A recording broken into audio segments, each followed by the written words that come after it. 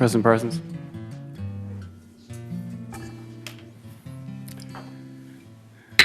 Good morning, everyone, and welcome to the 51st annual meeting of the members of Third Laguna Hills Mutual, a California nonprofit mutual benefit corporation.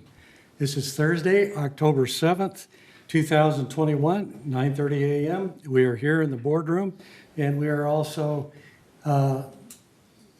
being shown on air as live. So the purpose of the meeting today is to give you the update of what was accomplished over the last year, talk about the election results, and give you an update on when terms expire for the existing board members. So with that, I'll call the meeting to order.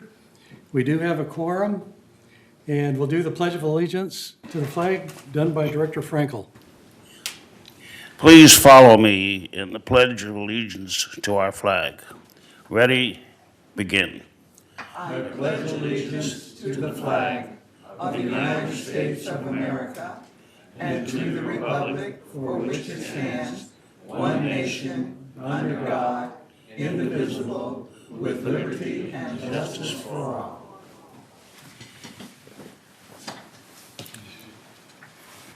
Thank you. Do I hear a motion to accept the agenda? I'll make the motion to accept the agenda. I second. Okay. Any discussion, comments? Okay, hearing none, we'll consider that by consensus. Approval of the meeting minutes from November 5th, 2020 at the 50th annual meeting of members. Do I hear a motion to approve? I so move. Is there a second? Second. Discussion? Discussion? I would like to make a change, please. And in the minutes, it did not, I think I'm with the right minutes here. It doesn't give am I in the right place where it gives the president and vice president and the secretary was at the next, yeah, that's here. The resolution you're talking about was not attached? No, because it left the secretary's, maybe I'm reading the wrong minutes. Director Jarrett, I believe that is the organizational meeting. Yeah, that's It could be the organizational Oh, I meeting. think I'm sorry, it's their organization, I'm very sorry. Okay, that's fine. Any other discussion, comments? Okay, hearing none, we'll accept this by consensus.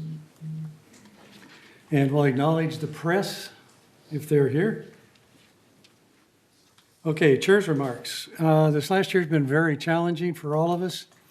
I know a lot of us have gone through an awful lot with COVID, near and dear ones that we haven't been able to see, near and dear ones that have passed, as well as basically being left into our homes, not many activities to take advantage of.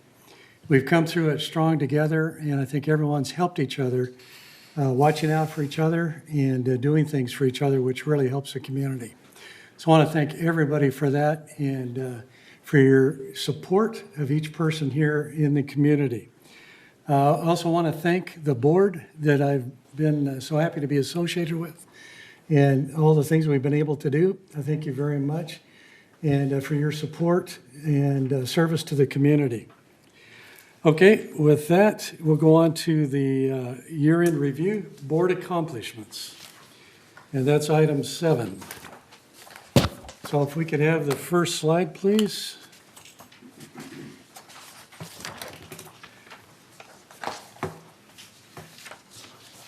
And I'll forego the introduction to it, and we'll start right into communications. Vice President Annie McCary will be talking about this section. Okay. Okay, thank you. Can you go to the next slide, please, Grant? I don't have it on my screen. So Third Mutual has its own communications committee, which is an informal committee. We meet quarterly to discuss any specific items that pertain to Third Mutual and any communication that we need to communicate to the community. The third board members alternate in presentations and new member orientations, which are held bi-monthly, once on Friday mornings and then again on Wednesday afternoon, Wednesday evening. The board members alternate in those presentations. The new member orientations had been virtual because of COVID, but in the last couple of months, we've been hybrid. And again, the board, since September, the meetings have been hybrid. So members are able to participate here in the boardroom in person, or they're able to participate via Zoom. The Village Breeze is a magazine produced by the Media and Communications Committee, which members of the board participate in writing articles for. In the Village Breeze, there is a section that's dedicated for third board communications, where if there's something specific related to third board versus mutual-wide, then it's in that bi-monthly publication. Third board also participate in information that goes out on what's up in the village, and that's a Friday email blast that goes out every Friday to everyone who has an email on file. In terms of TV6, each month a third board member appears on TV6 basically to recap all of the highlights from our monthly board meeting. In terms of COVID rules, third board members work closely with other mutuals and GRF in implementing the mask mandate as well as other rules to protect the community during the pandemic. Many of the third board directors also volunteered during the COVID vaccination clinic as well. We also provide information and feedback in terms of the village website. Even though it's under new construction right now, it is an ongoing project with the input from third board members via the Media and Communications Committee. Communication also includes this day, which is during COVID, it was broadcast 6 times a week during the COVID, and that there were updates given on COVID by the CEO in terms of cases in the community. The GRF Media and Communication Committee comprised of members of all directors from all the boards. Then there are 3 members from Third Mutual that sit on this committee. And all actions that are taken by this committee are reported back to the third board for our monthly meeting, any action items. There were also several town hall meetings that third board conducted during the CCNR's initiative. And prior to COVID-19, third board members also participated in some town hall meetings that were conducted by our CEO. Thank you. Thank you, Director McCary. On to maintenance construction, 2021 projects completed. Our treasurer and M&C director, Robert Muchnick, if you would introduce those who will be speaking in this section. No, we're going to have the folks, Ralph is going to speak and Kush is going to speak on M&C. Okay? All right. Please proceed. As with every year, the Maintenance and Construction Committee and VMS staff has been very busy. This year has been especially challenging coming out of COVID. One of the challenges has been to recall experienced staff and hire and train new staff to support the many projects Third undertakes. We continue to have several large projects handled by outside contractors because our staff is unable to handle it. Having outside contractors, next slide, please. Okay, having outside contractors do some of the work makes considerable practical sense. Since we do not have some of the specialized equipment or the expertise needed, and furthermore, using an outside vendor shifts most of the liability to the vendor. Next slide, please. Several years ago, we installed solar panels on 12 of the Garden Villa roofs. We just recently had all the panels cleaned, which is necessary a few times each year so that they produce energy at the highest levels. Based upon the power generated by these panels, we continue to save money on our electric bill. Next slide, please. This slide gives you a nice aerial view of the solar panels on the roofs of several of the Garden Villa buildings. This picture was taken by a drone that we use in the village. Next slide, please. This slide gives you a nice, let's see, one of the ongoing programs is a replacement of many of our existing roofs with the cooler PVC roofing. This is what we see portrayed in this slide. Next slide, please. Maintenance is an ongoing issue for Third. Remember, our buildings are all nearly 50 years old or quickly approaching the 50-year mark. With this comes continued maintenance, especially since the buildings are primarily frame and stucco. Next slide, please. Dry rot is a very serious problem for us given the environment in which we live. We regularly inspect the buildings during the prior to paint program. Last year, with agreement of our paint suppliers and no decrease in the warranty, we increased the length of time between the painting of buildings to 15 years. So we will need to be more vigilant regarding dry rot infestation to try to minimize its impact on our structures. Small-scale dry rot infestation is treated by our prior to paint crews. Large-scale is contracted out to an outside vendor and often includes structural issues. Next slide, please. These next two slides show you a before and after of dry rot identification and repair. This slide shows the work in progress. Next slide, please. This slide shows some of the same locations and what the finished product looks like. Next slide, please. Waistline remediation is also an ongoing annual project. Our sewer pipes are the same age as our buildings, 50 years old. The slide shows you what a pipe can look like before epoxy lining it. The flow through the waistline pipes become very restricted over time, which contributes to both stoppages and leaks. By cleaning out the pipes and lining them with epoxy, the pipes function like new. And the picture on the right shows one pipe that has been treated. By cleaning out the pipes, they will function like new, leaks are reduced.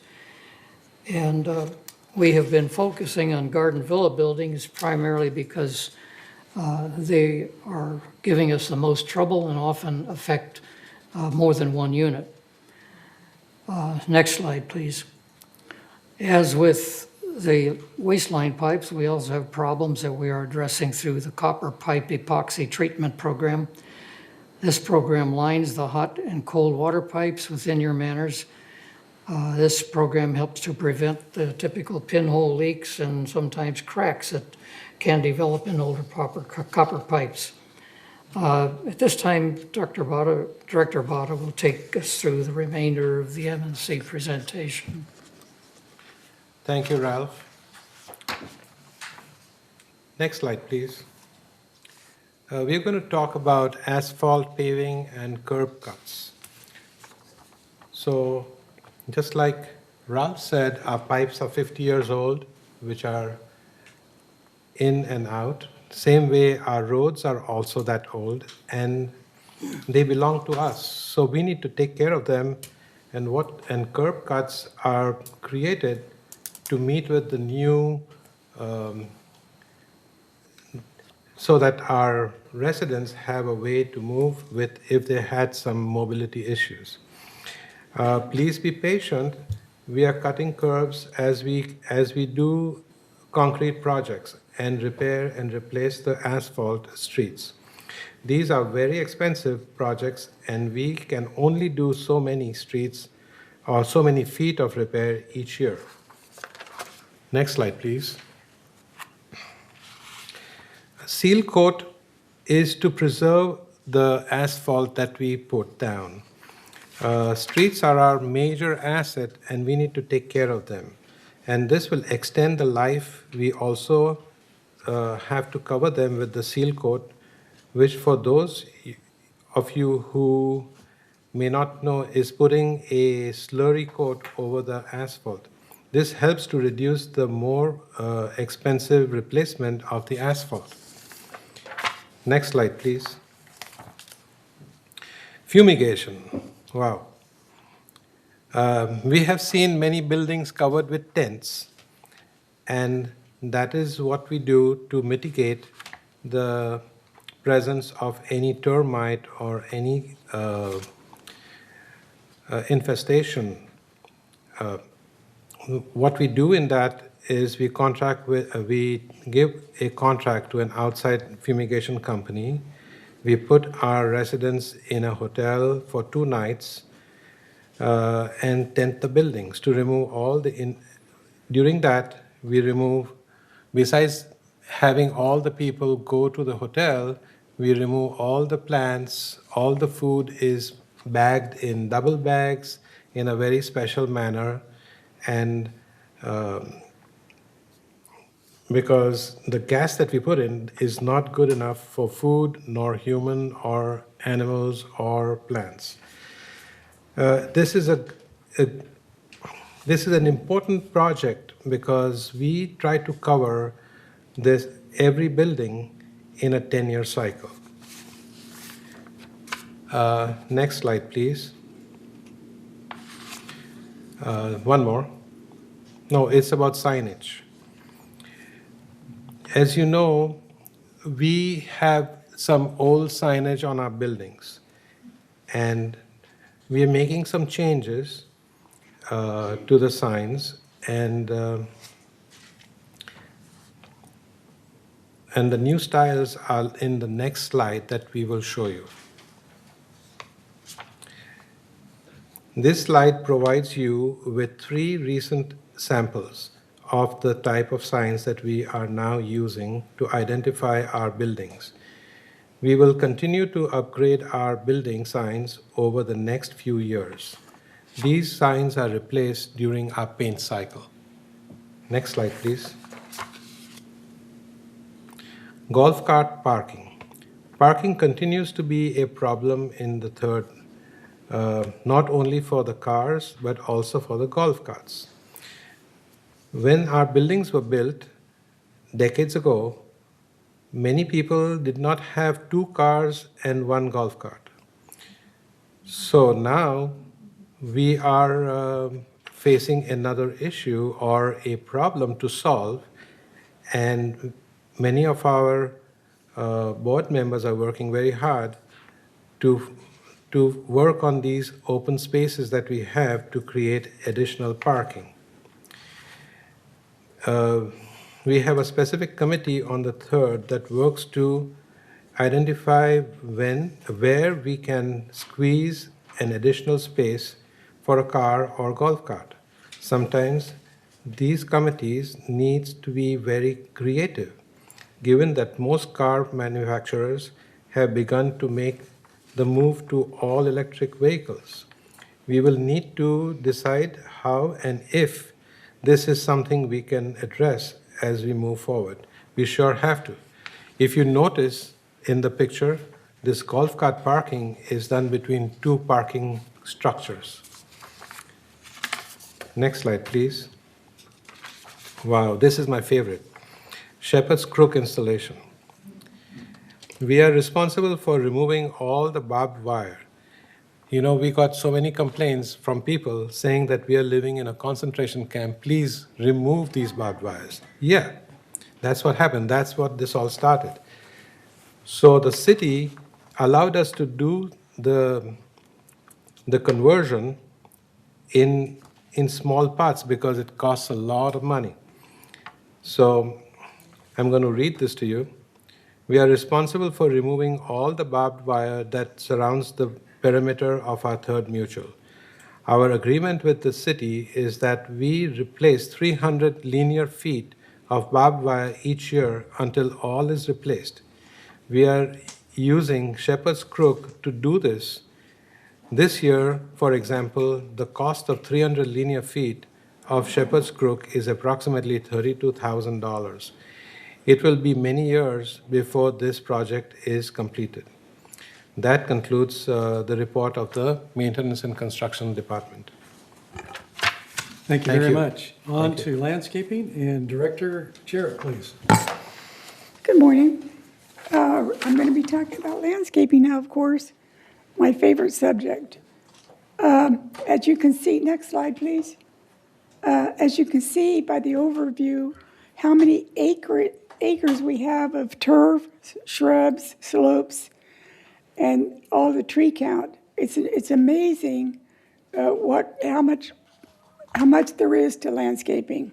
A lot of people don't realize that we have this many acres. For example, the edging miles alone is 56 miles of edging. And in third, we have 15,000, almost 16,000 trees. Slopes, 118,000, and, not thousand, 118 acres. Shrubs, 83 acres of shrubs, and 165 acres of turf. But overall, you see that our landscape department has to take care of all of this acreage.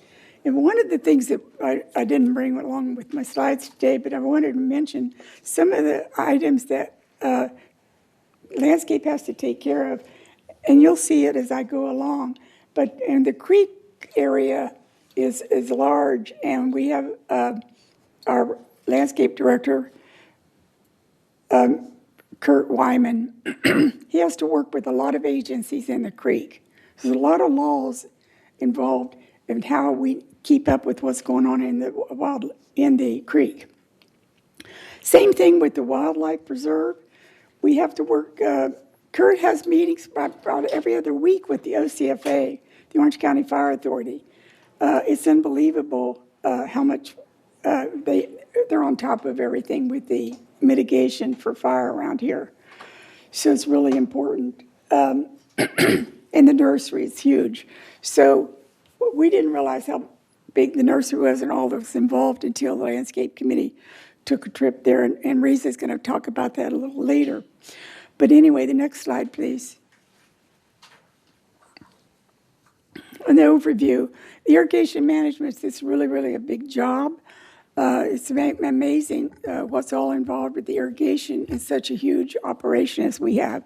And we can't look at it for just third. We have to look at it as overall irrigation. And the tree maintenance is huge. We have a contractor that does most of the tree cutting. And the turf maintenance is huge, as we all know. Shrub bed and slope maintenance, big.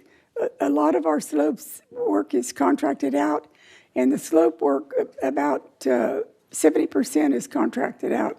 Our in-house crew does the smaller slopes.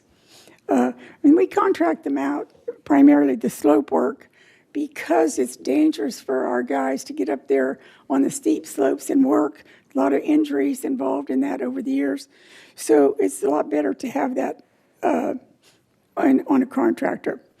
And we do the composting and nursery. I said the nursery is unbelievable. And the composting and the slopes, not slopes, but the, what am I want to say?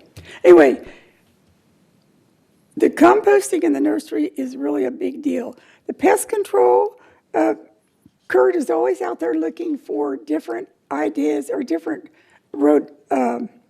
not only herbicides and herbicides for the pest control and rodenticides is what I want to say for pest. Creek maintenance, as I mentioned before, is really, really a large deal. And we do offer chargeable services for members who want to do extra work around their places. We have rain event response, and I mentioned the herbicide. We're doing an herbicide testing right now because we're trying to find a better product that will do the job, but is non-toxic. Next slide, please. The challenges and success. The customer service, we're always continuing to improve response time to resident concerns. One of the biggest things is we try to educate the village, actually everyone, to please contact resident services when they have questions, because a lot of people feel that they have want to talk to myself as landscape chair or to the landscape director. So we're always constantly striving to get people to contact resident services for their help. But we're always continuing to improve the response time, as I said, and improve the resident perception of the landscaping. That's something that's really a challenge because we have to worry about the quantity of work completed and the quality of work completed. As you see, we have one of our gatehouses there in that picture. And the gates are taken care of and funded through the GRF funds. Next slide, please. This is a scope of what the landscaping services looks like. 147 full-time budgeted positions and 8 work centers. So you see all of those work centers that are involved in landscaping.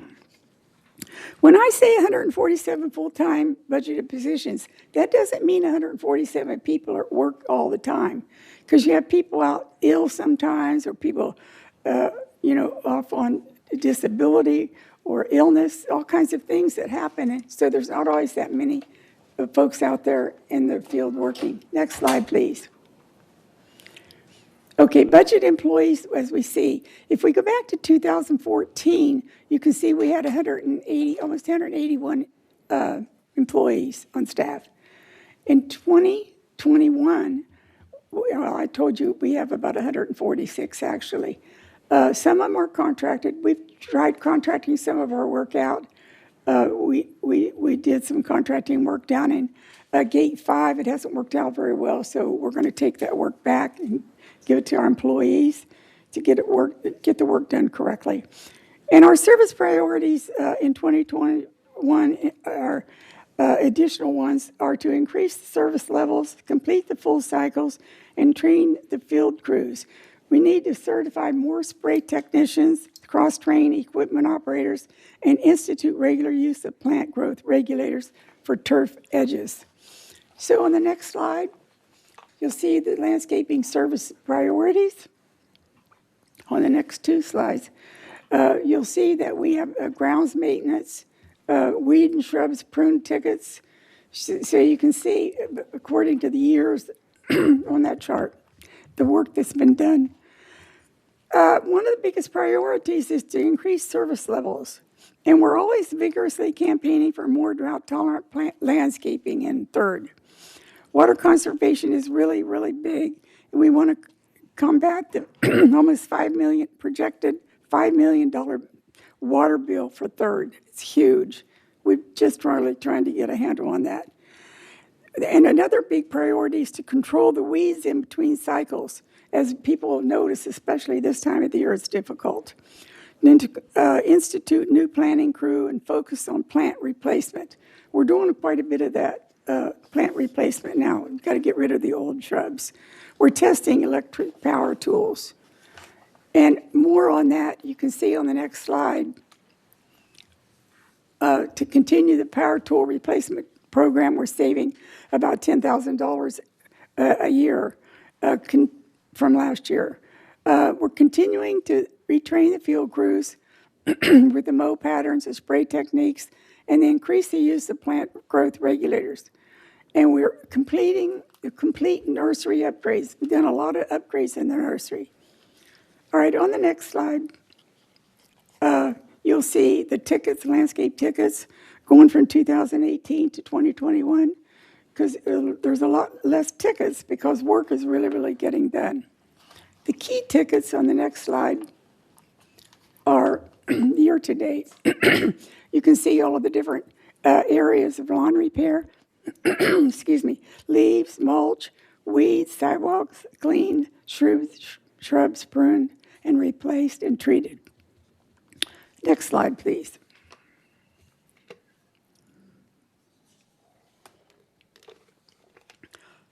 All landscape tickets. I think this slide here is a little bit out of date, so but it still kind of gives you an idea of the total ticket volume. Next slide, please. The top 5 tickets for ground maintenance are included below for lawn repair, leaves, mulch, shrub replacement, and shrub treatment. Miscellaneous, next slide. The funds used on slopes this year, I'm having a hard time, is about $322,000 for the total contract for the funds and for the slopes. The funds used on tree work this year is about $493,000 spent of the total contract. And the number of trees trimmed this year through July was 2,900, and the number of trees removed in third this year was 124. That completes my report. Thank you. Okay, talking about the nursery is Director Karimi. Thank you, Mr. President. Brad, go through the slide at will, because I'm not going to talk to the slide. I'm going to provide information in general.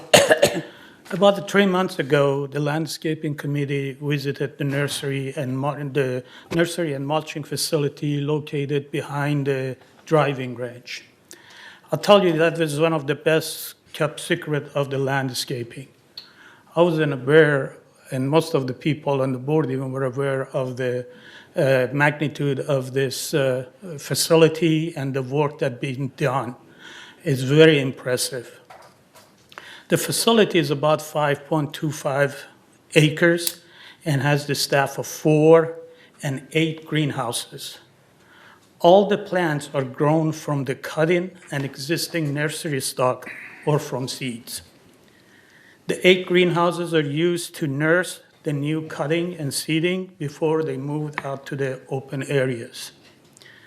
We have about 150 plus different plants, which is majority of them are native plants and drought resistant plant, but extremely beautiful. 99% of the plants put into the community come from the nursery, with the exception of large trees. We don't grow large trees in the nursery. Over the last 2 years, 15,000 plants from nursery were put into the community. That's on the average of $50. You said that's a lot of money that we didn't have to go outside and buy from Home Depot or other nurseries. We also visited the mulching facility that has produced all the mulches for the village. Mulches are used in Garden Center 1 and 2 and all common areas. And for the members with the exclusive use area that they need mulches, they can also get mulch from the mulching facilities. Also, a video is being prepared by the landscaping group from the facility and will be aired on TV6 in the near future. Thank you. Okay, thank you very much. Next is an update on resales and leasing. I'll be talking about, please, next slide. The year-to-date increase in 2021 sales activity is up 33% over prior year at this time. The monthly average of year-to-date totals 38 over last year's monthly average of 26 at this time. The average sales price in 2021 is up 9.6% to $460,705 over $420,312 at this time last year. Next slide, please. Total number of year-to-date sales in 2021 exceeds sales for the same periods over the last 3 years. In 2021, year-to-date is 307. Last year through August was 237. 2019 through that August was 207. In 2018 through that August was 277. Next slide, please. The number percentage of year-to-date leases in 2021 was 1,577, or 25.8%, is lower than at any time in the last 3 years. We don't know why it's going down, but it seems to be going down quite steeply. Next slide, please. Leasing activity over the year for the first 9 months of the year, 218 through September 2021, is declining. So we're seeing that this is happening. Stand by for more news as things change in our economy. Okay, next slide, please. And we'll be talking about the financial report. I believe it's going to be given by Director Rain Sostek and Director Wayne. Go ahead, please. Thank you very much. The financial report usually covers the preceding 3 months. Put my microphone on. But because this is an end-of-the-year report, we're going to do a summary and focus really on the end of August and where we are to that point. And that puts us at 2/3 through the year. So it's kind of a nice figure to look at. As we move to the first slide, which is kind of busy, so I'm going to summarize that for you. And by the way, anyone who would like to see these in more detail is welcome to download them. They can be downloaded from our website, from the internet, and you can study them at your leisure. But on the basic assessment, let's start with what's dear to our hearts, and that is the increase that we're going to have. It is going to be $93 per manor per month. That's a reflection of what the insurance cost. In fact, the insurance increase was greater than that, but we're only permitted by law to increase no more than 20%. So the question is, how do we do that, and where did we get the extra money from? The only other real increase that we have, which was really small in comparison to insurance, was in employment, and that was primarily in compensation for a couple of additional full-time equivalent positions and increased union medical and retirement costs, as well as some anticipated increase for non-union medical and life. We were able to eliminate some of the unappropriated expenditures. That's our fancy way of saying our contingency fund, and put $8 per month, per manor per month towards that to help offset the operating costs. Outside services had decreased last year because we didn't do the fumigation we normally do because of COVID, and people couldn't get into the houses to do that. And so that money was moved over to this year to help defer as well. And we have resumed, if you probably noticed the tenting around the village, we have resumed the fumigation processes. And so I hope it gives you a good sense of it. It was not anything anyone wanted to do, but it was something that there really wasn't any choice for. If we move on to the next slide, just to give you a picture, the GRF assessment actually is going to increase by $11.90 a month. And it's the same thing, except the insurance premiums in that case really were just premiums on their existing insurance. They weren't affected in the same way by a reevaluation as we were. And so you've got the rising insurance premiums and compensation for employees, so much smaller scale, but the same categories. And they were able to offset what would have been a little higher increase by taking $8 away from planned surplus recovery and a decrease in the reserve fund contribution because it is on target for its 30-year plan. We did increase, or I should say GRF increased the contingency funds to prepare for any unexpected costs that might not have been included in the budget. Moving on, let's take a peek at our income statement. And as you can see, through August, now remembering that the gray bar, the bar, every section of bars, the gray bar farthest to the right of each section represents August and our cumulative totals. So we, at the end of August, we had assessment revenue, we were up at $23,067,000 up to the end of August. We have non-assessment revenue. It's small, but it still contributes, and that was $1,101,000. So our total revenue came to $24,168,000. Our total expense, which looks great, was $23,007,000, and that gave us an apparent surplus of $1,161,000. But we do have to keep in mind there are some statements coming in from vendors. There are always statements coming in, and it won't be until the end of the year that we see the balance in that, and it will probably even out quite a bit. As we move on, for our operating fund only, the income statement for that one is a picture of income versus expenses when looking only at the operating fund. So the operating fund is the money that we budget, that we expect to spend, as opposed to contingency or reserves for the unexpected. And so in the operating fund, we can see that for the 8 months, the assessment revenue was $13,978,000. And we add the non-assessment revenue to that of $1,019,000, giving us that total of $14,997,000.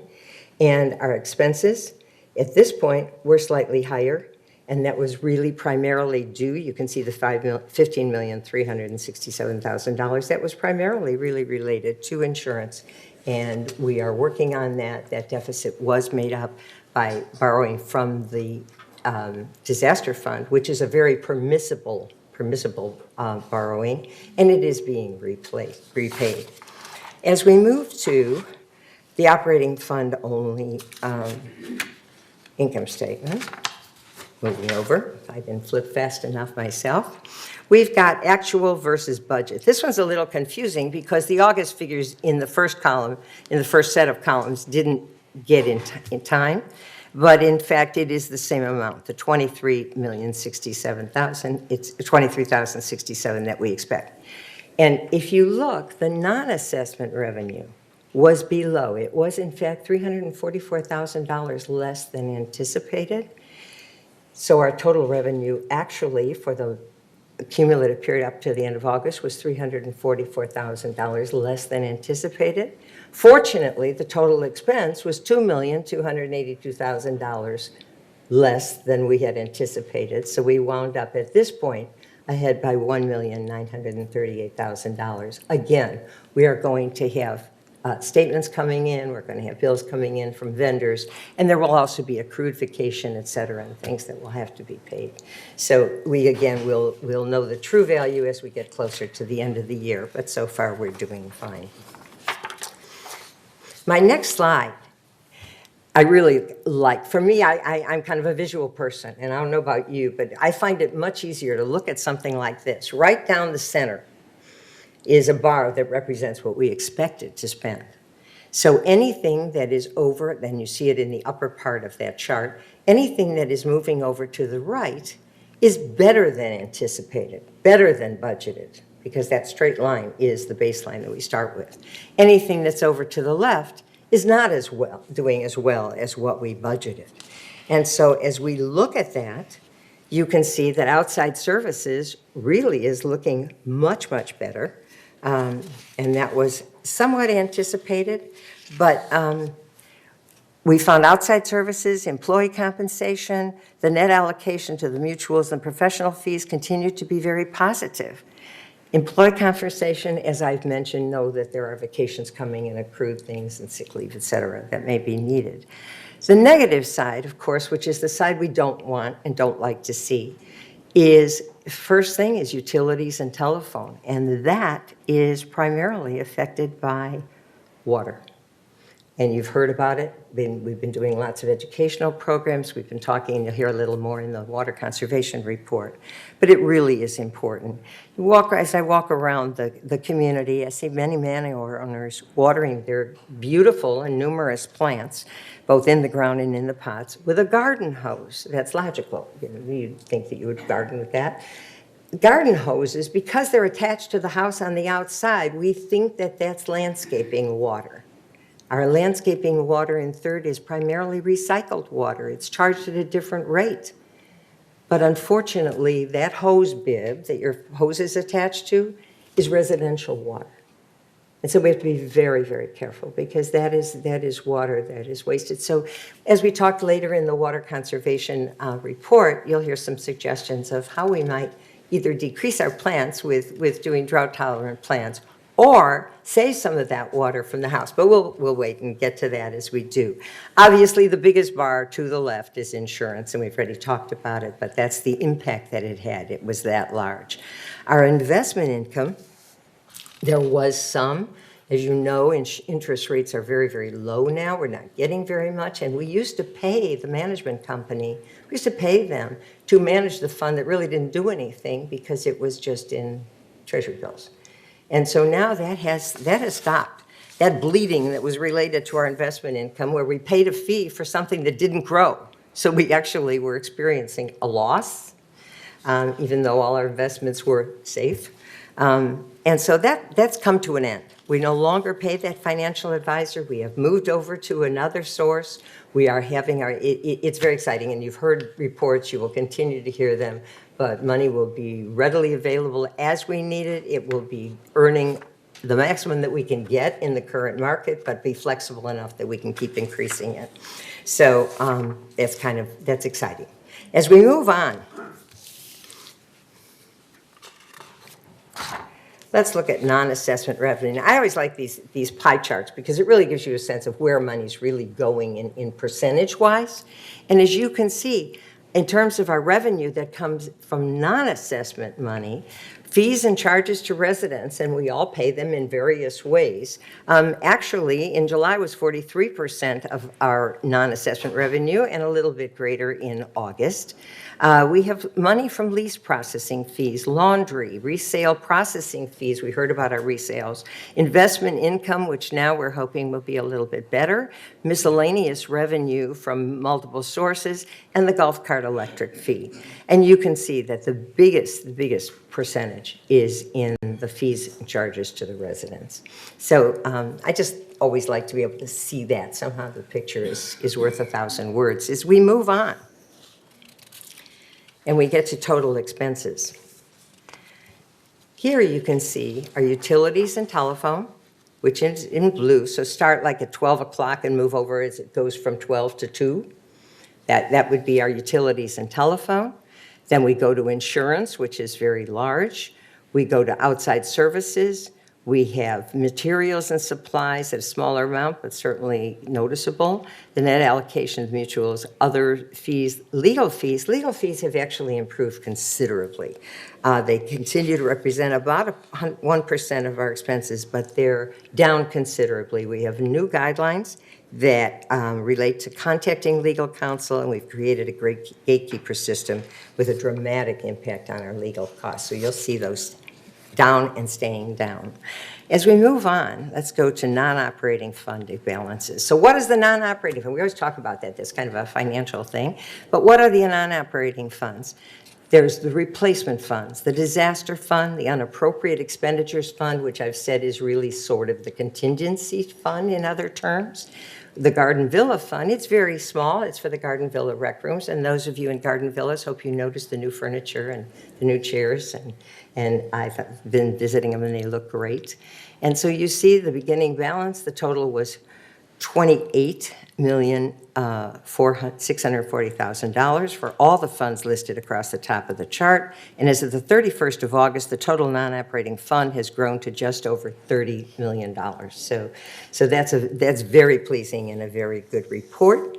And please note that the disaster fund and that unappropriate expenditure / contingency fund have seen more expenditures than contributions year to date, and that's mostly because some of that insurance money was taken out of there.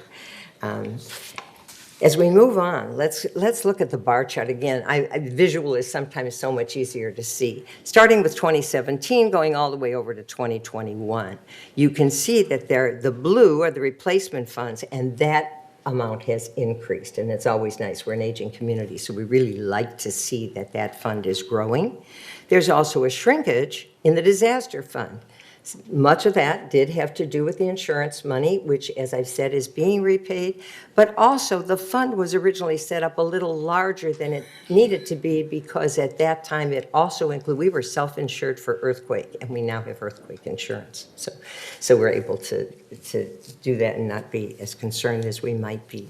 If you look at the top, in the gray section, that's the contingency fund or the unappropriate expenditures. It's doing fine. And if you've got really good eyesight, across the very, very top is a very thin bar that represents the Garden Villa Rec Room Fund, and that has not changed dramatically since 2017. So let's move to the end. I always like to end on a positive note. And actually, it has been a pretty good year considering all that we've been through and that the community's been through. And what's really, really exciting is our resales, as you've heard, remain strong for 2021. The year to date, you heard there are 307,000, no, then no one lives here, 307 sales that have closed compared to that 207 last year. So that's a considerable increase. What's equally important is the average sales price has also increased substantially. On an average, $40,000 per manor for each sale. So that's an average, but it's a nice figure to see. And on a positive side, again, according to the resale department, many more properties are in escrow and are expected to be moving through the closing phase soon. And that concludes the finance report. Thank you very much. Next, we'll talk about property insurance renewal. And Director Craig Wayne, please. Thank you, Mr. President. As everybody knows, California has had a terrible season for a couple of years when it comes to fire. We have forest fires. We have fires that were started by the electrical systems that we have in the state. So because of that, the insurance companies have said, we're in the business of making money, not losing money. So we are going to raise our rates to pay for our expenses, meaning recouping what is given to the policyholders. So, with that in mind, we had two problems. That was one. The other one was that Travelers Insurance, which has been our insurance company for quite some time, had been raising our property values a couple % a year. And this year they said, we want to have a reevaluation of your property. And they did that. And the reevaluation came in considerably higher than the previous years. So now we're buying insurance at a higher rate because of the insurance cost to the insurance companies and because our evaluation is higher. So if you look at the next slide, you'll see how our coverage limits currently are and the premium that we're paying. So for the first layer of our insurance, from 0 to $225 million, you can see the 10/1/20 renewal of $2,662,659. When you look at the 10/1 renewal premium for 2021, you see $3,472,000. $3,472,000. Then you go to the next layer of insurance, from $225,000 to $425,000. Last year's rate was $362,965. And you see this year, 2021, it's going to be $1,200,000. Then you look at the next layer, $425 million to $700 million, and we see a premium going back to 10/1 of 2019 of $1,226,000. Come 10/1 of 2020, it was $1,078,000. And now we're looking at $1,400,000 for the renewal coming up in October. So if you look at the totals, you'll see that the premium has gone up basically from last year to this year by 50%, from 4 million to 6 million in round numbers. So the portion of the insurance from 225 to 425 coverage is limited to be filled. The total insurance limit from 10/1/21 renewal is $675 million. And the property insurance budget is $7,800,000. So those are the numbers that we have been working with. Thank you very much. Okay. We'll go on to water conservation with Director Rain Solstad. Thank you, Steve. As promised, I'm back with the water conservation report. And if we move to that first slide, in summary, we have limited water resources. Water conservation is more important than ever. The severe drought, which was helped by Monday night's deluge, but unfortunately rainwater goes to the ocean. We don't get to recapture that. So although it was wonderful, it didn't make a dent in the drought. And then reduced Northern California snowfall. There was less snowfall, and what was there didn't stick very well. And we've all heard about Lake Mead being at record low levels. What we don't always hear about is the fact that in South Orange County, we don't have sufficient underground water reserves. We don't have reservoirs where we can hold that water. So essentially, 100% of our drinking water is imported. It's expensive to transport it over long distances. It primarily comes from Northern California and the Colorado River. And we had a rate increase that became effective July 1st. That wasn't because El Toro Water District wanted to, it was because El Toro Water District had to. Their expenses are terribly high. Our water bill in third for 2022 is projected to be potentially $5 million, but what it actually costs is going to depend upon us and what we do to help conserve. If you move to the next slide, I always think it's helpful to get a picture of what's going on in our state. And that drought map, brown is bad, red is almost as bad, and orange is still not good. So if you can see, there is a huge area that is brown, meaning exceptional drought, and red being, or depending on your color, sensitivity, extreme drought. And the anticipation is that actually that is going to move so that the state, almost all the state, will be either brown or orange, dark orange. So we have a problem, and it's not going away, and it's really something we have to plan for in the future. I wanted to make it even more dramatic. If we move on to the next slide. I don't know how many of you are familiar with Lake Oroville, but that's the second largest reservoir in California. It's north of San Francisco. It supplies water to the Bay Area, to some of the Central Valley, and to Southern California. If you look at Lake Oroville, remember 2019, we had all that water, all that rain in 18 and 19, and we were looking really good, and then it just kind of went. If you compare Lake Oroville from 2019 to today, I don't think you need to hear any more. There are sections that still have water because it's a multi-area of water, but that's just one section taken from the same position just 2 years later. So moving on, there's Lake Mead. We've heard about it, now you can see it. That water level is very low. We're fortunate that we have reserved some water, some Lake Mead water that we purchased in advance that's sitting in a spot for us. But that's not going to last forever. So we really have to be very careful. So let's move on to where our pocketbooks are. And that is in the expense. And you know, you get an electric bill and you see it and it makes sense. And you get your phone bill and it makes sense. We don't see our water bill. That's something that's in our monthly assessment because we don't see it. It just, the water is there, you turn on the faucet and everything's fine.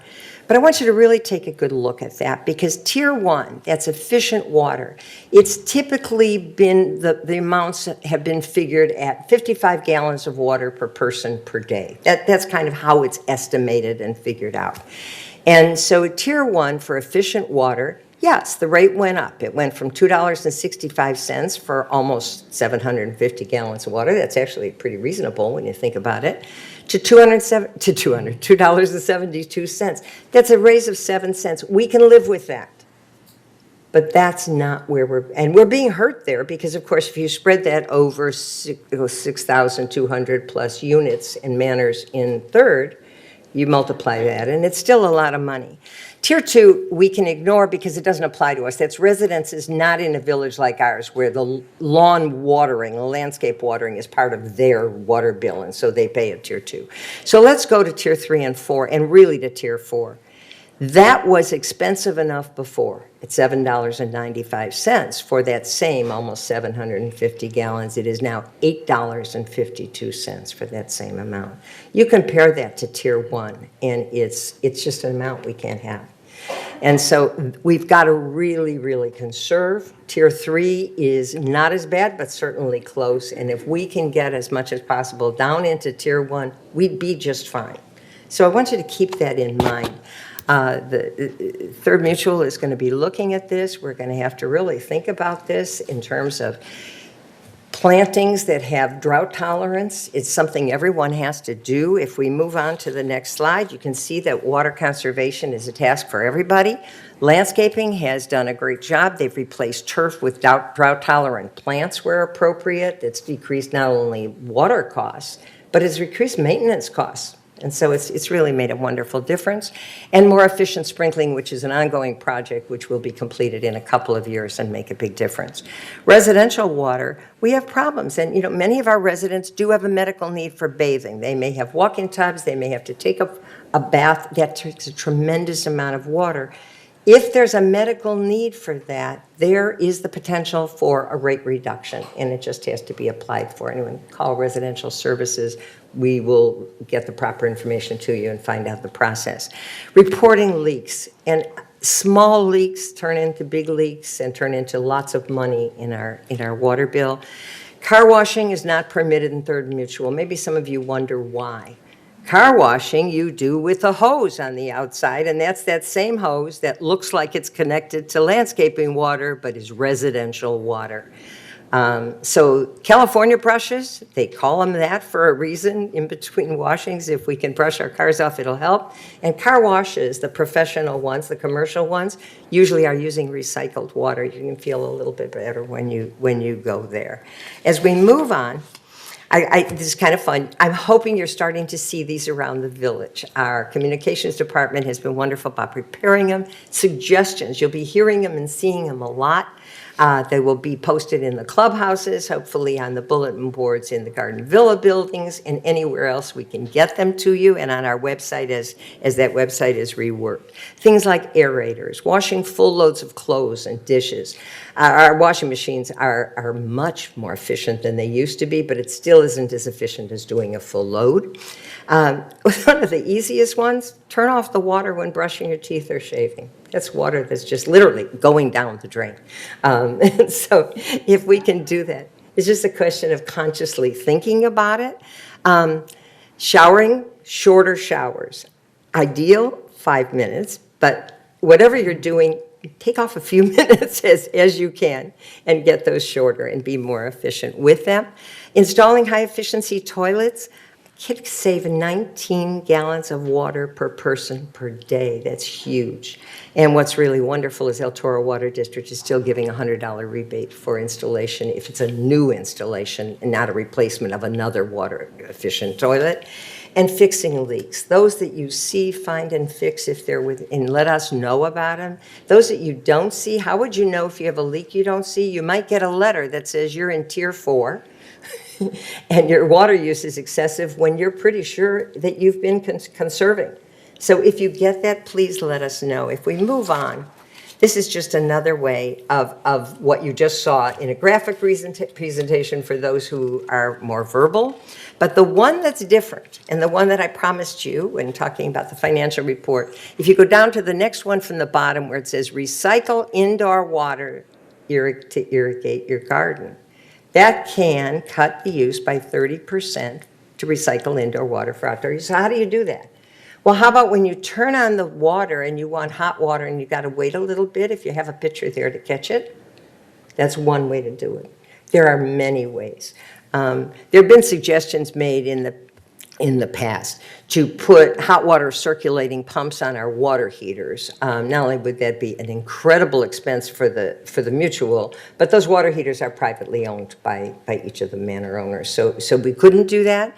But and what they do is they just keep the hot water circulating. Well, that's great, but you know what that does to your electric bill? And that is the bill you do see.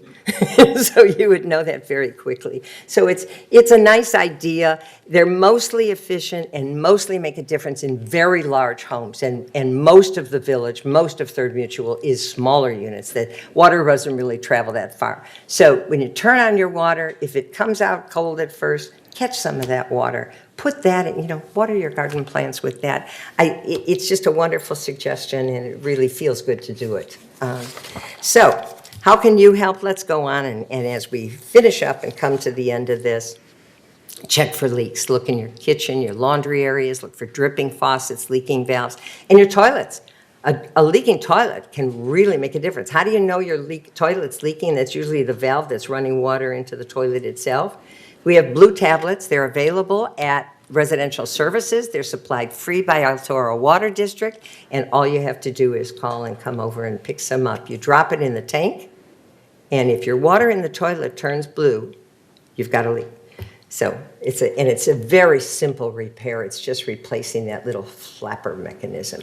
So that's an important one, and I wanted to make sure. And please, if you get that Tier 4 water bill, if you get that letter, and it might not be you, remember, not all of the meters are just you. Many of them are for multiple units, but if you get that letter that says you're excessive, please call, and you don't think it's you, call residential services. There could be a leak that's not visible to you, but makes a big difference. And so with that, if you have any questions, moving on to our concluding comments, you can email info@lagunawoodsvillage.com and ask any questions about water. You can call resident services. If you see a leak, call security after hours. Don't hesitate to do that. But I do want to alert you to one thing. Remember that there are 6,200 plus units in Third. There are that many in United. There are, I think the last figure I heard was something like 275,000 sprinkler heads in the village. So if you see a sprinkler head dripping and you don't see someone coming out right away to take care of it, it may be that there are sprinkler heads elsewhere that are spraying.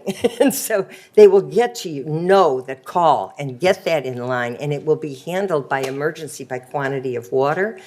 And then there's always that question of if there's a slight drip in a sprinkler head, and it's just dripping and would cost us, if it waits, on Sunday you notice it, and it waits till Monday morning, it might cost $2 in water. And if you call the plumber on Sunday, it'll cost $68 to have him fix it. So we're always weighing that. And it's important because we are always concerned fiscally about expenses within the village. So with that, please do your best. I hope some of you got to see the panel discussion we did. It was a roundtable. It was on Sunday nights at 7 o'clock for all of September, and it now is on YouTube, and you should be able to find it on the homepage of the website up in that upper left-hand corner by clicking on the play button. That takes you to YouTube, and it should be there. So with that, thank you very much, and thank you for conserving your water. Thank you very much. Now, Director Frankel will talk about traffic hearings. Good morning. I've been asked to chair the traffic hearings. I have done so for a couple of years. The Department of Security manages that function, and the hearings are held on a monthly basis here in the boardroom. And residents and their guests who commit traffic violations then are asked to come in for the hearing. The violations basically consist of speeding and stop signs, which are considered to be moving violations.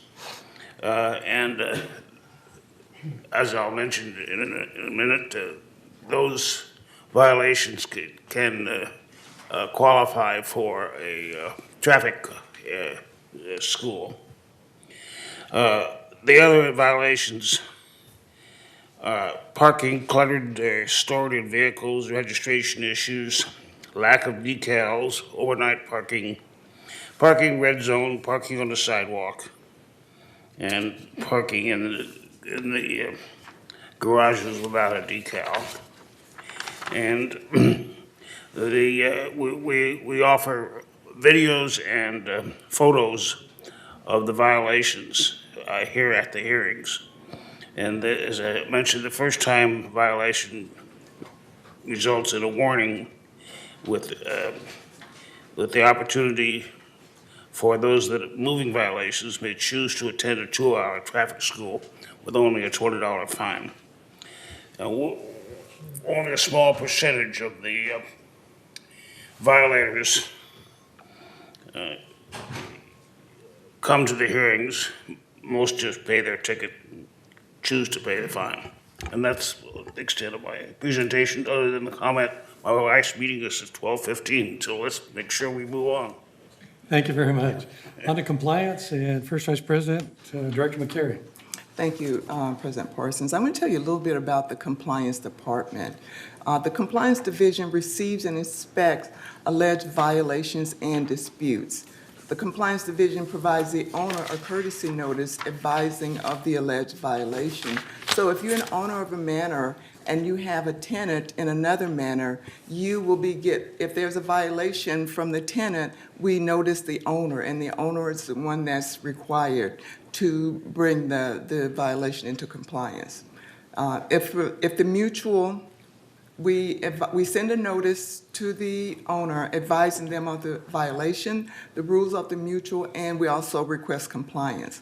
A follow-up inspection is scheduled to confirm that the matter has come into compliance, or a disciplinary hearing will be scheduled. The hearing notice is mailed 15 days prior to the disciplinary hearing. The hearing is held and the board's determination is provided to the owner, again, to the owner, not the tenant, 15 days from the hearing. If the board determines that a violation did occur after you've come to a hearing and a violation is determined to have occurred, it will consider imposing a disciplinary action, including a monetary fine up to $500 for each incident and violation. And it also could include suspension of members' privileges and commencement of legal action. It could also include denial of GRF access to facilities and suspension of gate clearance. So can you go to the next slide, please, Grant? This is basically, you can't see it very well, but just basically for 2021, the cases addressed by compliance was 3,209 cases since the beginning of the year, for about a 300 case average per month. So the Compliance Division is a really active division. What's really important to note, if there is a dispute or if you know of a violation, that you contact the compliance department or the security department, and they will initiate a report so that we can do everything we can to make sure that the violation comes into compliance. You can see on the first slide there some of the types of violations that we see. Nuisance violation, 15% for 2021. Delinquencies in assessments and stuff, those also come to compliance. We see illegal occupants. When neighbors will complain about illegal occupants. So neighbor complains about neighbors, those reports are filed with security, those cases are brought to a compliance hearing. Some of the other stuff that we see are landscape, traffic violation, carport clutter, animal nuisance is a big one that we see quite a bit, alteration standards. And so there, you can see from that that there are a lot of violations that go on in the community, and we can also thank our neighbors for making sure that when they see violations, that they contact the compliance department or contact security department. That is the best way to get the issue resolved, is have it come through compliance. The next slide, please, Grant. Basically, again, it's kind of difficult to see for you there, but some of the other 68 of the cases, 68 disciplinary hearings, abandoned vehicles. Residents will report abandoned vehicles, animal nuisance, again, clutter, delinquencies. There were 35 cases of delinquency violations. A nuisance, again, smoking is a violation. Oftentimes, residents aren't aware of what the smoking rules are, and when neighbors can smell your smoke, they will call security and you will be called in for a hearing from compliance. Unauthorized authorization. So the Compliance Division is a very active division, and so these are the cases that we see most frequently. So thank you, President Parson, that's my report. Thank you. Director Jarrett will now talk about the Garden Villa rec rooms and completed work, please. All right, we're going to talk about the Garden Villa work, completed work. Next slide, please. First of all, we're going to talk about a few other things, not just the rec room. The laundry room floors, as you can see here, we've replaced a lot of the laundry room floors, the vinyl flooring, with long-lasting epoxy floors. Next. In the Garden Villa lobbies, all of the lobbies have now been renovated over the years. They just finished this year, all the lobbies, and they worked on their ceilings. They removed, oh my gosh, they removed a lot of old wallpaper. And each lobby received fresh paint and new carpeting. All the lobby renovations are now complete, and they'll start over again in 2026. Next, please. And the elevator refurbishment, that's kind of simple. It's really a big job. It puts the people out of their places for 18 days. Usually it takes for a elevator to get renovated. So it takes that elevator out of use, but that's just everybody loves it whenever the work is done because the elevators run so smoothly. Thank you. Next. All right, the recreation rooms. We have an annual program to update the Garden Villa rooms, and the renovations may include blinds, heat pumps, table and chairs, kitchens, carpeting, paint, and lighting. This year, because of the pandemic and the rec rooms weren't being used so much, we took an easy route out as far as maintenance is concerned. Also, well, first of all, our maintenance guy was on that handled the rec rooms and did all the maintenance, was on furlough for quite a while. He came back, and what we did with the funding, we put it to work by renovating the four kitchens down in Gate 5 that really needed to be have the servitors removed and replaced. So they're really nice. And then we bought all new chairs for all the Garden Villa rec rooms.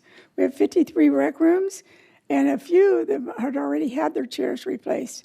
But we used the funding to buy, and now all rec rooms have new chairs. They're really, really nice. Next, please. Oh, there they are. You can see the old ones on the left and the new ones on the right. It's hard to see in this kind of a picture, but it kind of gives you an idea. Next. Okay, the carpeting, we went to this style carpeting, as you see right here in the boardroom. We went to that style carpeting versus what we were using before in the rec rooms. We did about four rec rooms we recarpeted this year. But in some places where we found out, especially over in the golf course area, when people would come right into the rec rooms from outside and use the side door, they would make a path real quickly into ruining the new carpeting. So that's why we went to this type carpeting, so that we have to remove a little bit of it and replace it. We can do it by how you can see there. All right, please. Next. Okay, the linoleum floors are also being replaced in the rec rooms, in the kitchens and the bathrooms with epoxy. And the epoxy job comes out of the third mutual funds and not the rec room funds, because we will never be able to afford to do those floors and replace them with epoxy. Next. All right, so you can see the kitchen renovation down in Gate 5, where I was mentioning before, we've done 4 of those. Okay, next. The women's restroom countertop resurfacing, that's been really, those countertops were very, very old and awful. It was awful. So you can see on the right, the new countertop look. And most of them, most of the people choose that dark color like that. There is a choice. Next. Okay, that's it. Thank you. Thank you very much. And as a summation of the 2021 resolutions that were passed, Director Karimi will highlight these for us. Thank you, Mr. President. As always, you kept best for the last. The items for the 2021 resolution that are passed are as follows. Approved election by member for revision of CCNRs. Approved election by members for amendment to the CCNRs. Approved 2021 special election schedule and resolution to appoint inspector of election. Approve resolution for social media use policy.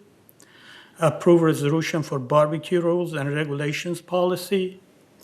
Approved hate policy. approve transfer of operating fund surplus to the disaster fund, approve the resolution for insurance renewal funding, revise rule for third mutual board members, and revise the standard wall attachment requirement. Among many other resolutions that have been passed, these are the highlights. Thank you. Thank you very much. And that wraps up our year in review, board accomplishments and information to our constituents. We thank you very much. Hope that this has been a fruitful time for you to gain more understanding of what the board is involved with in looking for the overall good of the community. At this time, I'd like to acknowledge directors with expiring terms, Director Lynn Jarrett and Director Reza Karimi. We thank you so much for your service, and we bid you farewell. Thank you so much for your service. So if you would at this time, if you depart the dais, please.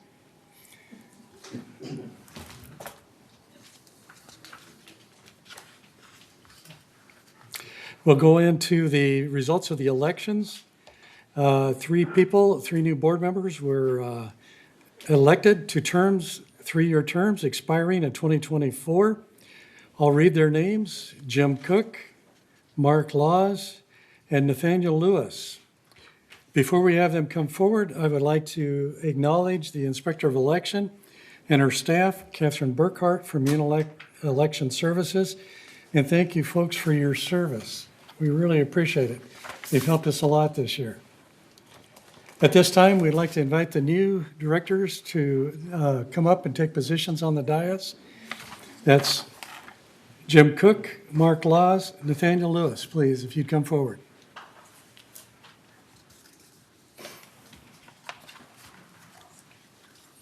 Just any seat that's open.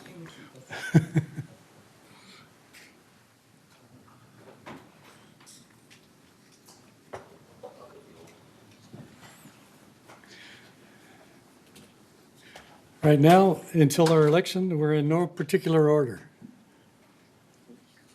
So while they're making these changes, I'd like to introduce the other continuing directors and give you their term of expiration. Steve Parsons, myself, it expires in 2022. Kush Bada, 2022. Craig Wayne, 2022. Ralph Engel, 2022. John Frankel, 2023. Annie McCary, 2023. Robert Muchnick, 2023. And Donna Rain Sostak, 2023. So acknowledge you folks for your continuing service. We appreciate that. Okay, at this time, we'll have audience questions and statements. But first, let me read the way we're going to conduct these. Members are free to make a statement, which will be taken under advisement only. There will be a 3-minute time limit for each statement, and the aggregate of all statements will be limited to 30 minutes. We ask you to stay positive on your comments, not negative, and be helpful in your suggestions. So at this time, if anybody has any comments or questions, you can bring them forward. But once again, this is going to be advisement only. The new board will take up the responses to you in the future. Do we have any at this time? Grant? Our first speaker is Leland Isaacs at 5794. She had to leave. All right, then our next speaker is Jules Zellon at 3124A. Okay, thank you. The beauty of this year's election was the massive turnout. 2,900 voters. That's 70% of the resident members. That's a cause for celebration. And the results couldn't be clearer. The coalition's 3 candidates more than tripled the votes of the incumbents. So what was the message that we sent? It is to listen to the members. When members force a special meeting, don't seek to prevent them from voting. And don't ignore the resolution they adopt unanimously at that meeting. Take note of what members say at open forums and free yourself from lousy and expensive advice. But establish a task force that we've been demanding for a year to consider what members want in a new set of CC&Rs. Got it? Give the members something to vote for, not against. Most importantly, resolve that members' interests come first and should control any interpretation of any rule. An example, the creative way in which alterations block applications. Direct them to approve anything that doesn't violate a state or local restriction. But that's not the way this board, its committees, or even traffic court has operated. Instead, there's a police state mentality. I was recently convicted in traffic court of parking my scooter in the wrong direction. I proved that it was perfectly legal, yet the panel that included John Frankel and Debbie Dotson Just a voted minute, unanimously just a to minute, convict Jules. me. You are not to bring up names. If you do that once more, I'll ask you to sit down. Yet the panel that voted unanimously to convict me. Here's how they probably analyzed it. Security is an arm of our government. Compliance is an arm of our government. Hey, traffic court's an arm of our government, so maybe we should favor our own. That's illogical. Yet these are people that determine how we spend tens of millions of dollars. We recently lost 3 valuable active members of our community who were railroaded by one or a number of our boards, 2 by the 3rd board. Some of you might recall I protested loudly and in writing. A lot of good that did. All 3 gave up, sold out, and left the community. If a member-centric resolution had been in effect, Marty, Steve, and Harvey No would names, still- please. Thank you, Jules. They Your were time is members. over. They were simply Thank you. members Your of time is our- over. That's confidential No, it is information. not over. Security, would you If please can come in and finally escort him begin- out? Thank If you you. can finally begin, Please cut him off. His time I is over. urge you to adopt a member-centric Jules, your time is over. resolution. Security, please escort him out. Thank you. Pardon me? I would be happy to. Thank you, Jules.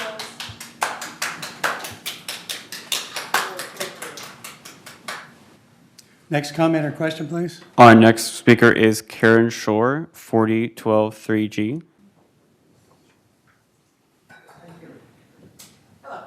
My name is Karen Shore, a candidate for 3rd board in the recent election. I said I was inspired to run for the board because I wanted our HOA to always operate legally and cut down on lawyer fees. I'm speaking here today because our HOA election violated California election law and our own HOA election rules. First, California Civil Code 5135 provides that HOA funds shall not be used for campaign purposes in connection with board elections. Campaign purposes includes advocating the election or defeat of any candidate that's on the ballot. TV6 is our HOA-owned television studio. Use of TV6 and its staff are paid for with our HOA funds. On September 7th, 3rd board president appeared on TV6 using our money to advocate for and endorse the election of 2 incumbents in direct violation of California law. He excluded endorsement of the other candidates and instead made a derogatory remark about them, and I quote, "Do not be fooled by people who want to run for the board and who do not do the work." Next, 3rd Mutual's election rules provided that equal access shall be provided to any candidate or member advocating a point of view. The HOA shall hold a Meet the Candidates forum. Our rules state that this forum shall be held prior to the date the ballots are sent to the members, and candidates shall be invited to attend the forum so that participating is on an equal footing during the election. 3rd board mishandled this election by not following these election rules.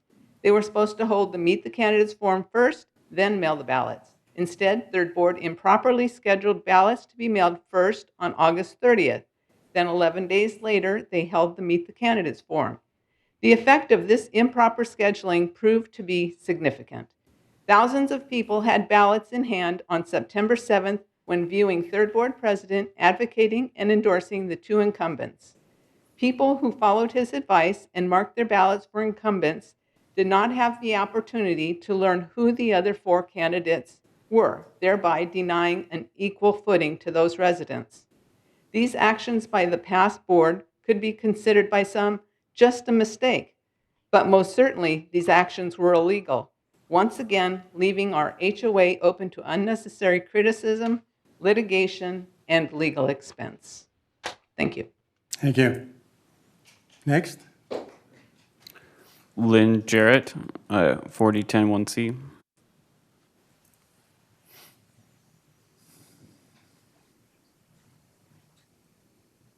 Hello, I think this is the proper time for me to be able to make a statement. Thank you to my fellow board members.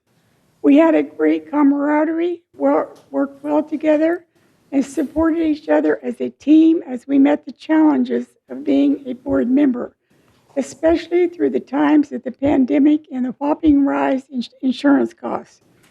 We carried on and persevered. Thank you to my fellow GRF committee members.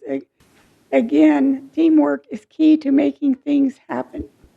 Thank you to the staff officers and admins that I worked with on committees. All are committed to being the very best employees and always going the extra mile for helping Third meet our goals. I have been a volunteer for the last 20 years since my retirement and served in the Peace Corps in Ukraine, went on to serve in other countries as a volunteer on behalf of the United States, and have been a volunteer for 12 years in Laguna Woods.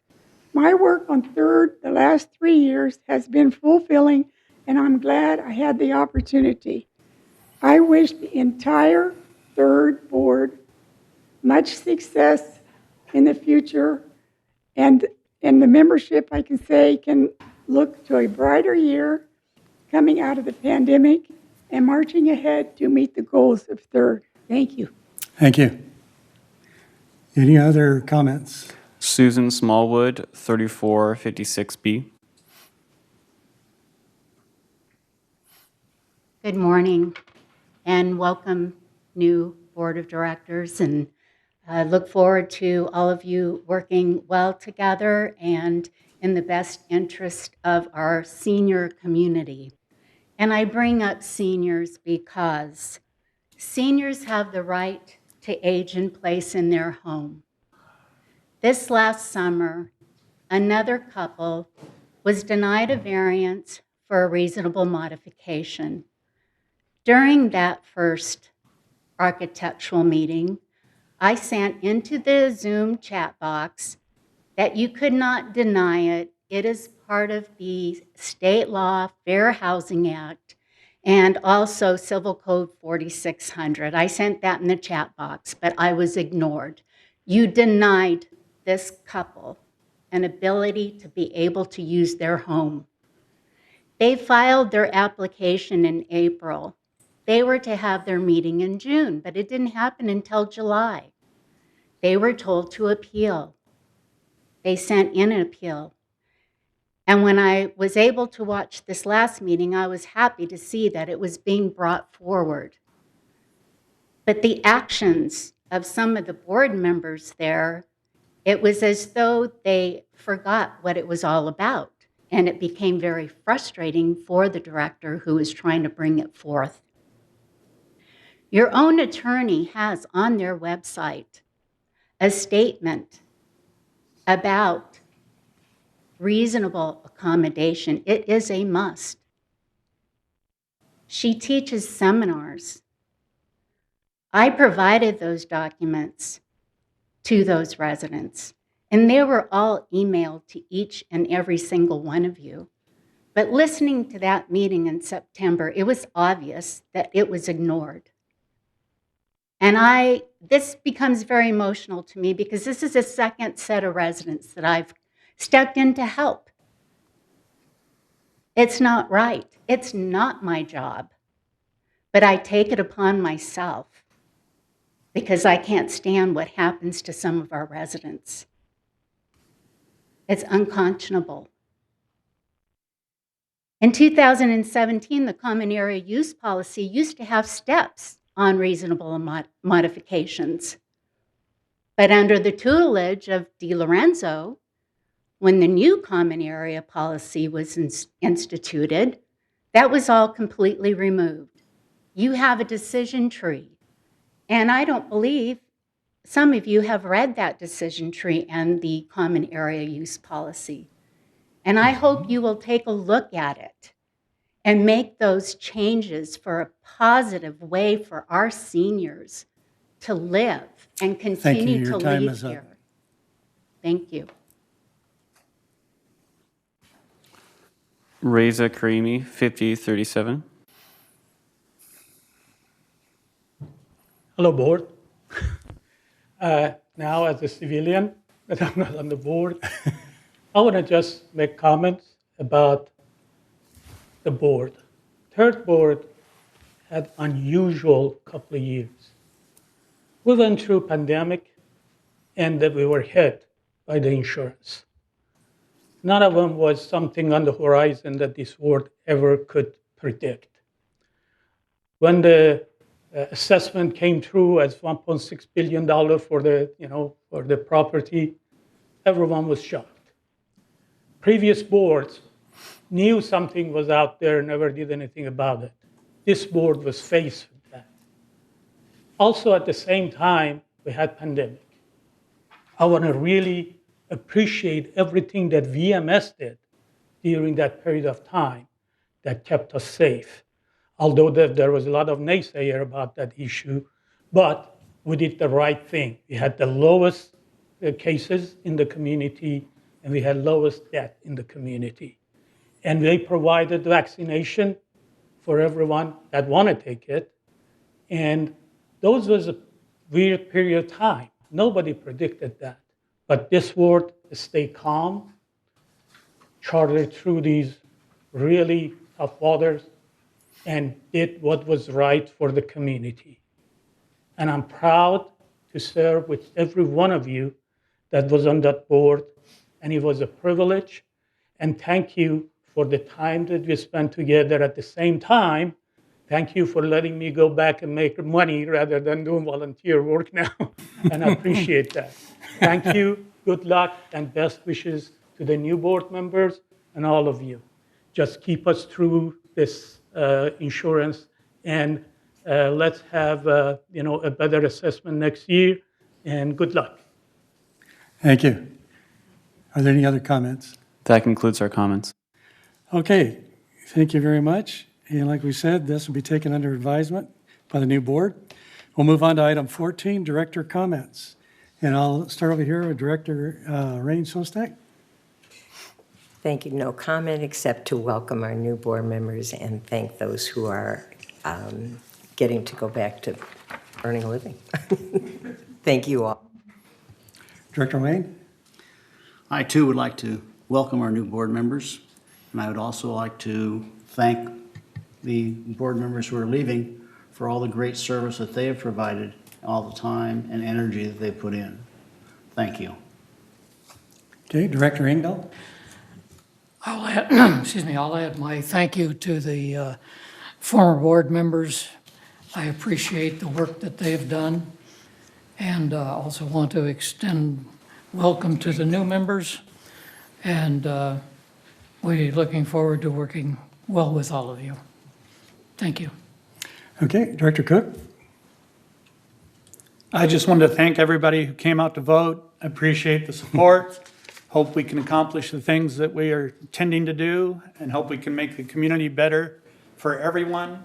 And I hope all of us directors can work together to accomplish that. Thank you. Thank you. Director Laws? I just want to express my appreciation for the homeowners that elected us new folks into the board, and we appreciate that, and I hope we can exceed your expectations. Thanks. Okay, Director Bada. Well, we're going zigzag today. Anyway, I think many of you have already said what I was thinking of saying, is to welcome all our new board members. Also to thank our departing board members, Reza and Lynn, for all the hard work that you have put in. And we look forward to working with all of you again for the next year that we have planned to do many other things. Thank you. Okay, Director Lewis. Well, I would just like to thank the community for coming out and voting a little bit more than they had in the past. And hopefully we all can work together to solve some of these major issues that are before us today. Coming together and doing it for the community. Thank you. Director Frankel. Yes, I'd just simply like to welcome our new members to our team. We're proud of our board. It's a team effort, and we're confident that you're going to make strong contributions.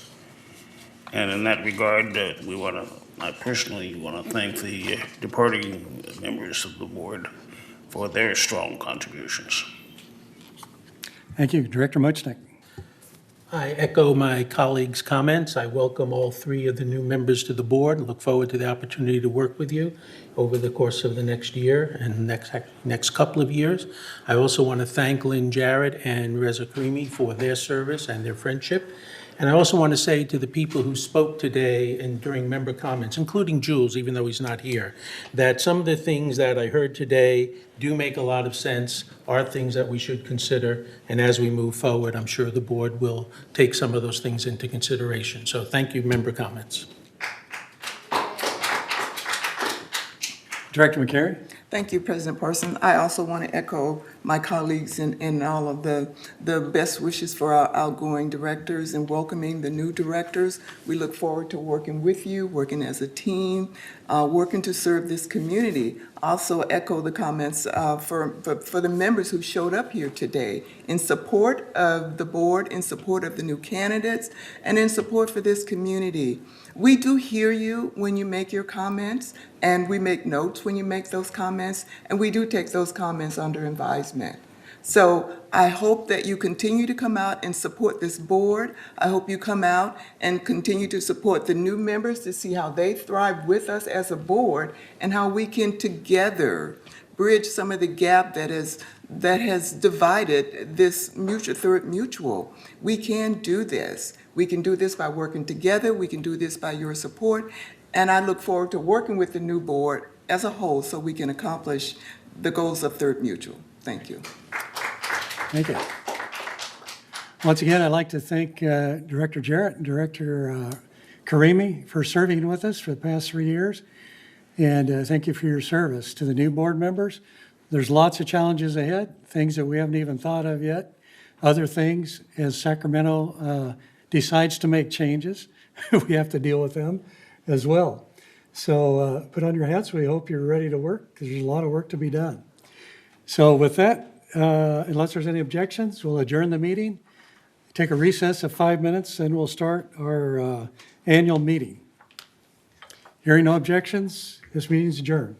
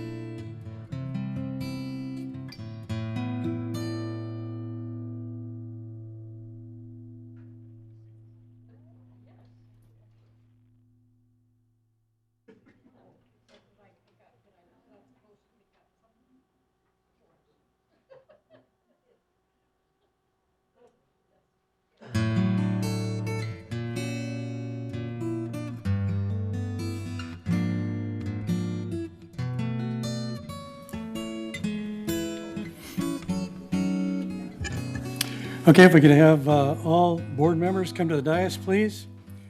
We're preparing to start.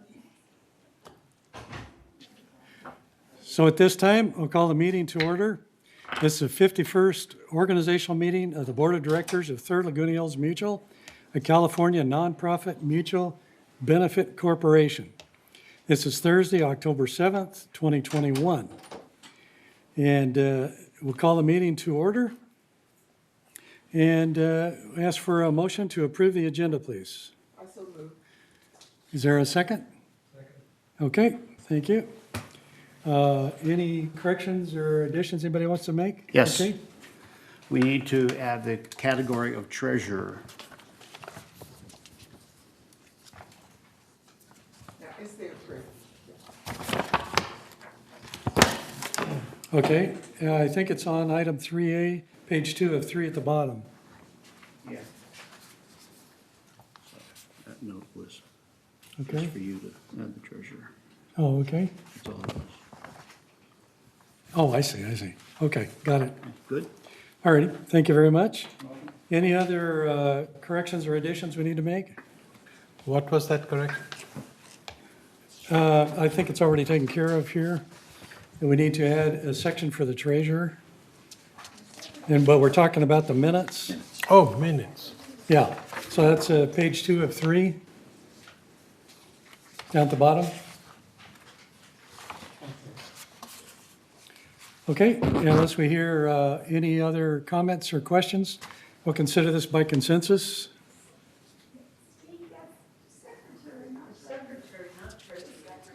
Secretary? Secretary's missing. Oh, secretary is missing completely. Okay. See what's happened when you ask me to help? Okay, do we have any verbiage to go along with that, Grant? From last year's meeting? Yes, yeah, we can add it. It was just by acclamation because there's only the one person nominated at the last year's Okay. meeting. So we will just add that it was by acclamation. Okay. If that's acceptable by all the board members, we'll go ahead and accept this by consensus. Okay, moving on to item 4. Are there any member comments? There are no member comments at this time. Okay, we'll move ahead with the election of officers. And the way we'll do this, we'll go president position first vice president, second vice president, treasurer, and secretary. And after the nominations are for each of the categories, we will take that one category, vote on it. That person will take their seat. We'll move on as we need to the next category. So at this time, nominations are open for the position of president, please. Nomination. Director Frankel. I would like to nominate Director Robert Mulching as president. Okay, Director Lewis. Yes, I would like to nominate Director Mark Laws for president. Director Laws. Okay, are there any other nominations?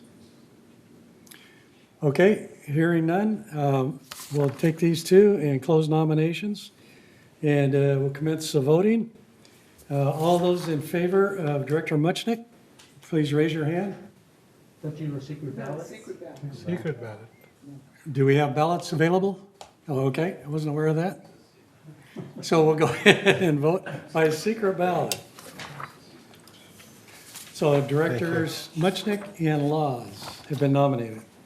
So just put the name of the one person you want to vote for. We have our corporate secretary here to keep us in line.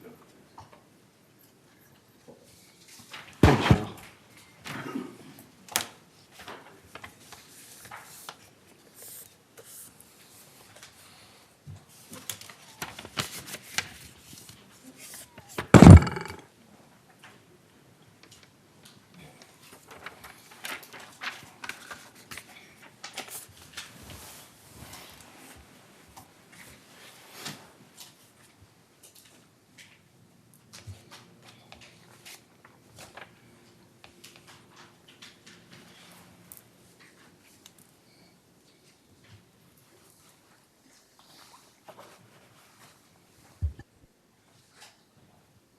Okay, we'll stand by while the tabulation takes place.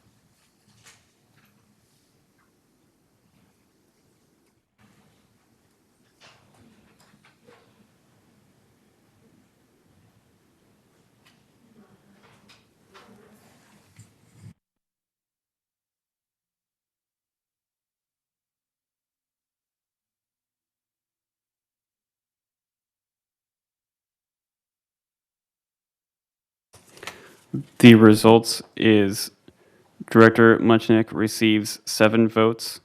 Director Laws receives 4 votes. Thank you very much. And at this time, I'll relinquish control of the meeting to Director, new President Muchnick. Here we are. I'll work from here rather than make moves. I got to give you this. All right, thank you. Thank you.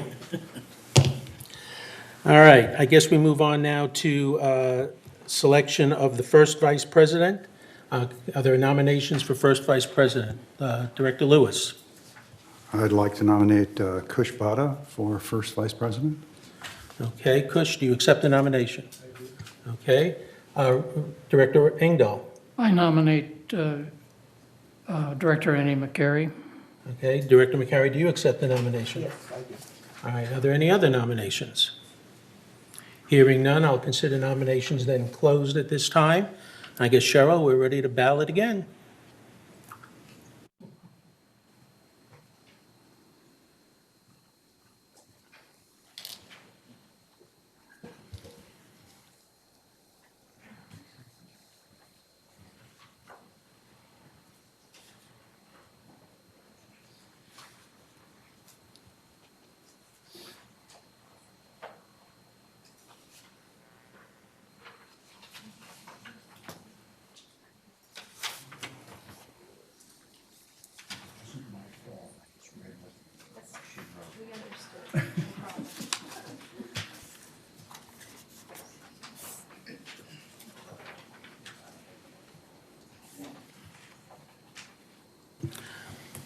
While we're waiting on the counting of the ballots, I just wanted to share something with you that as the new president, one of the things I would like to do is hold monthly town hall meetings that will be held in each of the 3rd Laguna Woods clubhouses on a rotating basis. I and a couple of my fellow board members will attend those meetings, at which point we will dialogue with you. There will no longer be a 3-minute minimum or maximum. You'll be able to dialogue on issues of concern to you, and hopefully that we can meet with you on a more regular basis in an environment where we can have a real exchange, a dialogue, and open discussion. So that's one of the things I would like us to do as we move forward, and the first one would be towards the end of this month. So I just want to share that.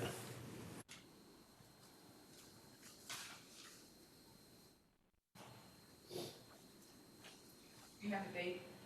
No, I didn't know I was going to be president for sure, so no, I didn't. I haven't done anything in terms of more than, I had the idea, this is one of the things I'd like to do, but I don't have a date at the moment, but we'll publicize it. It'll probably be after the October 19th open board meeting. It'll probably follow that. It depends on availability of space, all of those kinds of things. I don't have an answer to that. All right. Director McCary receives 7 votes. Director Bada receives 4 votes. Okay, congratulations, First Vice President McCary. We'll now open up nominations for Second Vice President. Are there nominations for second? Yes, I'd like to nominate Jim Cook. Okay, Mr. Cook, do you accept? Yes. Okay. Director McCary? I'd like to nominate Director Ralph Engel for Engel? second vice. Director Engel, do you accept? Thank you. Okay. Are there any other nominations? Hearing none, I guess Cheryl? I think you need to sit closer, Cheryl.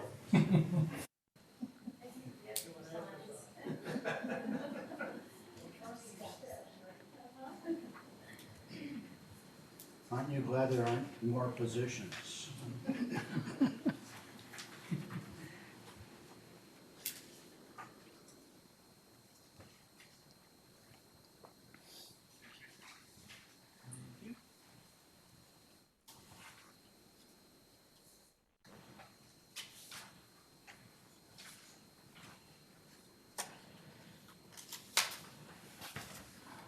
You could run you around all morning.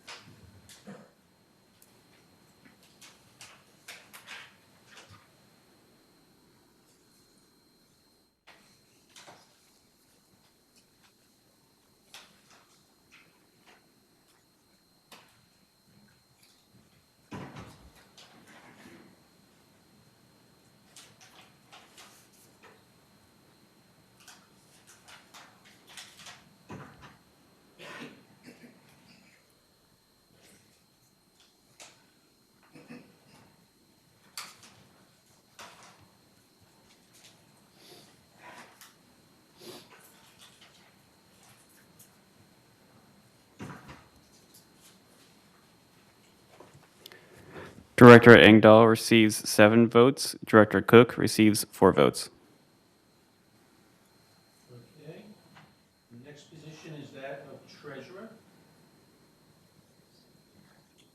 Secretary. I'm sorry, treasurer's written here, but we'll go with Treasurer's written secretary next. first. What? Treasurer's written first. Treasurer's written first, but we'll go with secretary since that's when we do what we do business in. So we have nominations for secretary. Yes. I nominate Steve Parsons as secretary. Okay. Any other nominations? Hearing none, we'll then close nominations at this point in time, and Steve, you're elected by acclamation then. All right, we move on now to treasurer. We'll open up to Director Bada. I'd like to nominate Director Laws for treasurer. Okay. Director Laws, do you accept? Yes. Okay. Are there any other nominations? Director Wayne? Yes, Director Donna. You, Director Rain Sosak? Okay. Director Sosak, Rain Sosak, do you accept? Do you accept? I do. Okay. Cheryl, I guess we need ballots one more time.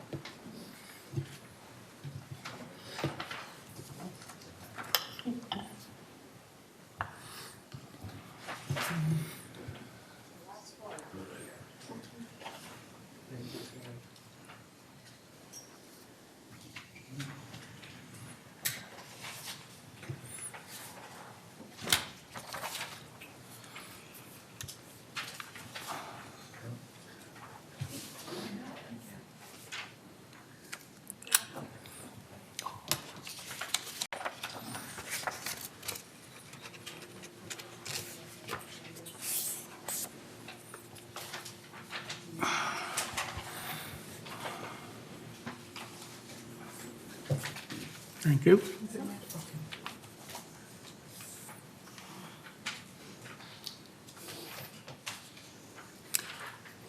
And while we're waiting again on the ballots, I will be sending out an email this afternoon to all the board members with a list of all the committees, third and GRF committees that we have to make appointments to. And I would ask that you please look at the list of committees. I'm asking each board member to identify 8 committees between Third and GRF that they have an interest in serving on. And then I'll make the appointments, and that'll be part of the packet for the next board meeting for approval of the committees. Any questions from anybody? You said 8? 8, yeah, I'm asking for 8 because what I did was I'm going to list all the committees and then the number of people that are assigned to each committee. Many of them are 5, some of them are 3, but everyone on the board, including all 3 new members, are all part of the Finance Committee. So that's not one you get to select. You're automatically a member of the Finance Committee. We serve as a committee of the whole for the Finance Committee. Since you're making a comment, could a member make a comment right there? About? Same thing, committees. Instead of going from an email to a vote, can that? It's not a vote. It's not a vote. It's an appointment by the president. It's not a vote. Can we have some community input for that process? That's not the way that works. I'm sorry. That's a board decision. The board lists their preferences. Well, community members often make comments. You can submit any comments you like, but no, I'm not going to submit the list of committees, the list of members and everything. You can submit any comments you like, yes. So prior to the decision being made? Decision is going to be made Monday, just so you know.